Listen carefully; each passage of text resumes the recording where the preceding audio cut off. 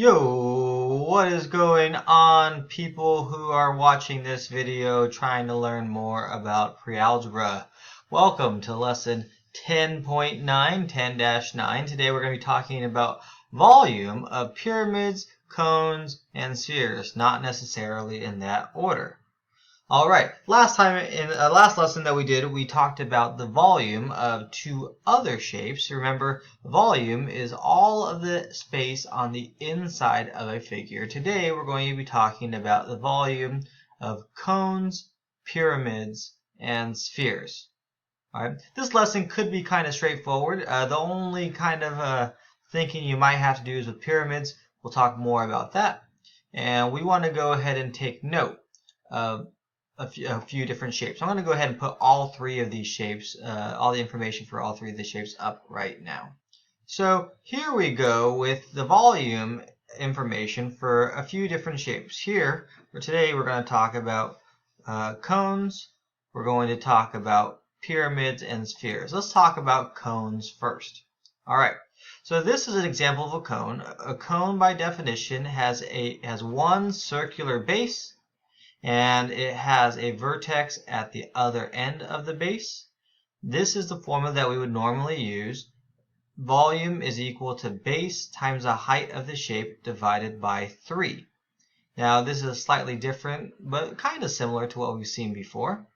Now I'm going to go ahead and give you a simplified form. This version in red right here, I would prefer that you guys use this because I think this is easier for us to use, where the area of a circular base is pi r squared, pi times r times the height of the shape divided by 3.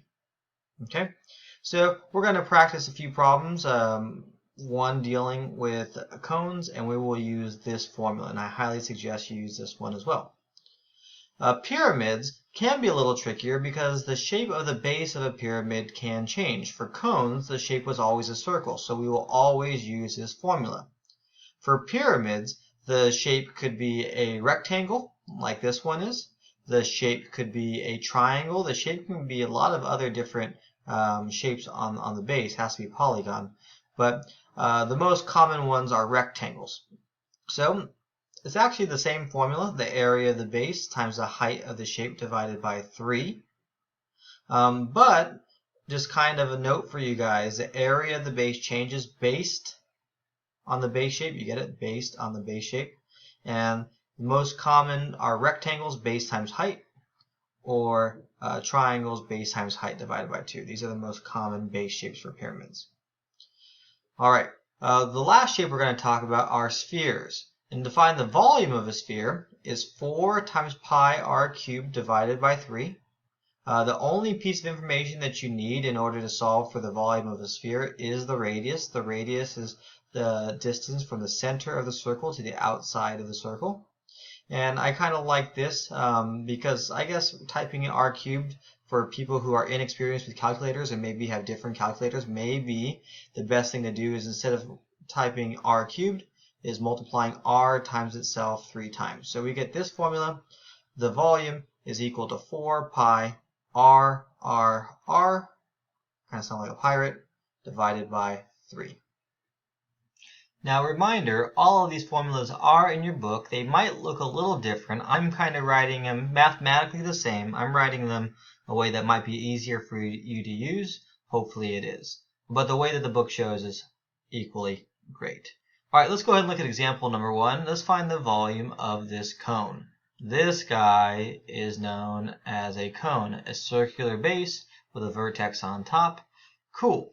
The formula we just discovered, or that we just talked about, is the volume of a cone is equal to the area of the base times height divided by 3. And then the better formula that I told you guys about was pi r times height of the shape divided by 3. Now the information that we need to get from this problem is we need to know what is the radius of the base, what is the height of the shape, and that's pretty much it, because pi we're going to use 3.14. Okay, so all this information that we have. The radius looks like it's going to be 3 feet. That's the radius. And the height of the shape is 10 feet. This is the height. Okay, so the formula that we're using is volume is equal to 3.14 times the radius, which is 3, times 3, times 10, divided by 3. Can anything cross cancel? Yeah. The 3 and the 3 can cross cancel. So it looks like the volume is going to equal to 3.14. 3 times 10 is 30. Right? And then whatever this is will give us our answer. So using a calculator, 3.14 times 30 is 94.2. We're going to go ahead and say the unit would be feet cubed, because area is square area, but volubic is cubic. Cool, the book says the answer is about 94 feet cubed. That's what we got. Cool. Let's go ahead and look at standards check number 1. Find the volume to the nearest cubic unit. So to the nearest cubic unit means it's going to be rounded to a whole number of a cone with a height. So they give us the height is 5 centimeters and the radius is 2 centimeters. So the formula is going to be the same. Volume is equal to pi r/h over 3, which is 3.14. The radius was 2 times the height was 5 divided by 3. Cool. Now I can get a calculator and type all this in. 3.14 times 2 times 2 times 5 divided by 3 gives me 20.93. And they say round to the nearest whole number, so it's about 21 centimeters cubed. Awesome. Now let's practice finding the volume of a pyramid. We have a new shape, slightly different formula because the base is going to be different. Reminder, the volume of a square pyramid, is the area of the base times the height of the shape divided by 3.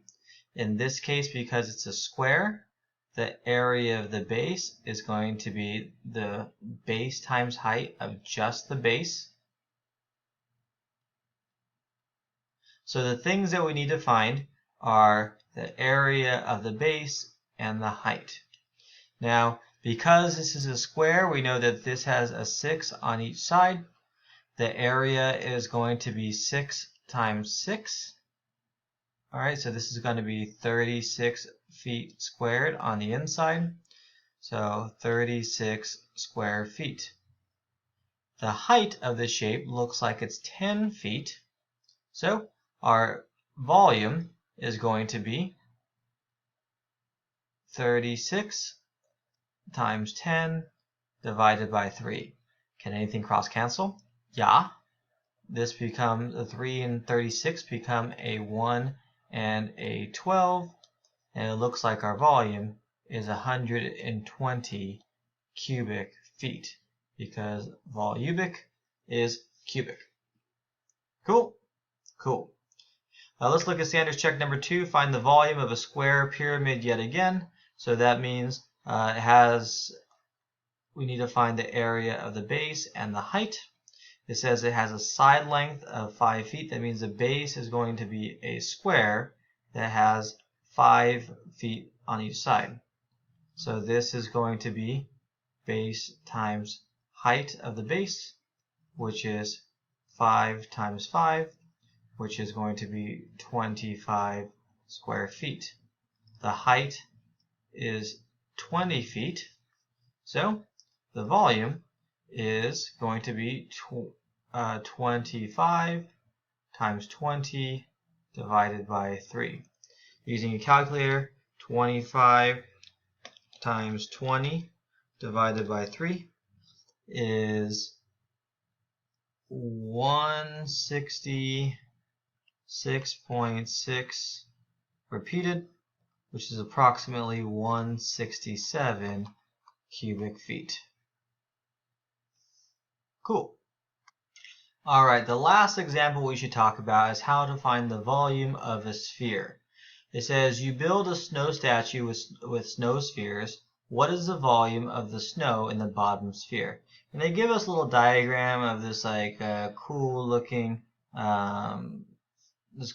snowman dude. Let's go ahead and make him a little bit cooler. Give him some sunglasses. Alright. Cool. Alright, let's give those sunglasses like a little glare. Alright, because the sun's gleaming on him. Alright, let's go ahead and look at this problem. This problem asks us to find the volume of the sphere. Now, I said earlier that the simplified equation is going to be 4 times pi r divided by 3, and they give us a diameter. So we need to find the radius. The radius is only going to be half of this, so half of 3 is going to be 1.5. So if the radius is 1.5 feet, then this is going to be 4 times 3.14 times 1.5 times 1.5 times 1.5 divided by 3. Using a calculator, I can multiply all of this stuff together. 4 times 3.14 times 1.5 times 1.5 times 1.5 divided by 3 gives me about 14.13 cubic feet, which is approximately 14 feet cubed. Alright, the last one we're going to do is we're going to go ahead and look at this last example. We want to find the volume of the sphere, round to the nearest whole number. They give us a radius. The only formula we need for this is 4 pi r divided by 3. They give us the radius is 15. So 4 times 3.14 times 15 times 15 times 15 divided by 3. And we are a few calculator buttons away from getting our answers. So 4 times 3.14 times 15 times 15 times 15 divided by 3. Now I get a really big number, 14,130. This is in meters cubed.